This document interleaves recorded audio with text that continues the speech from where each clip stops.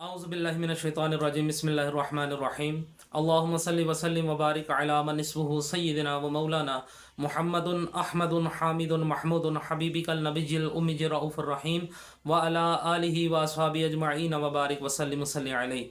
मुअज़्ज़िज़ सामीन कराम, अस्सलामु अलैकुम व रहमतुल्लाहि व बरकातुहू। मुअज़्ज़िज़ सामीन कराम, आज का जो हमारा मौजू है वो इंतहाई मुख्तसर हमारा वो आज का मौजू है और बहुत ही जामिया मौजू है।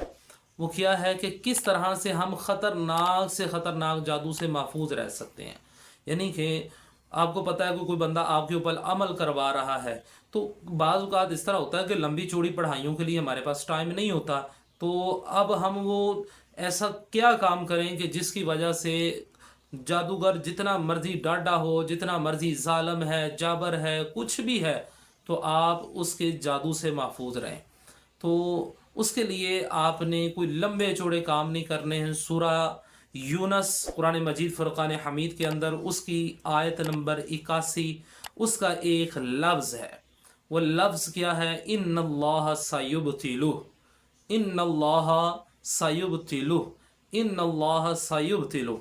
ये वो लफ्ज़ है जो बड़े से बड़े जादूगर का बेड़ा गर्क करके रख देता है।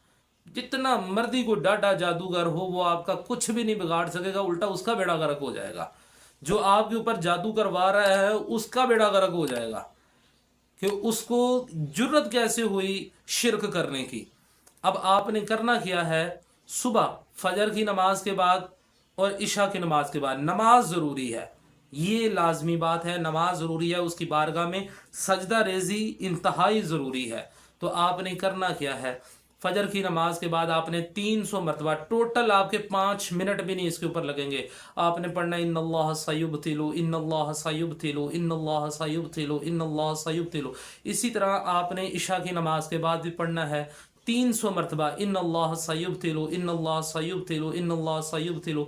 इसको पानी के ऊपर दम कर लें। पानी अवेल नहीं है तो अपने हाथों के ऊपर यूं दम करके अपने पूरे जिस्म के ऊपर आपने हाथ मल लेना है और अपने ऊपर यूं आप दम कर लें। और इसके साथ सूरह फलक और सूरह नास जो है इसको आप 7-7 मरतबा पढ़ लें।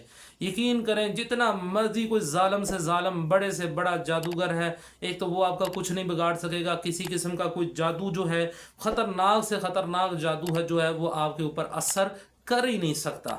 तो बस कुरान को जब हम मजबूती से पकड़ लेते हैं तो अल्लाह रब्बुल इज़्ज़त हमें नई से नई और ख़ूबसूरत से ख़ूबसूरत राह दिखाता है।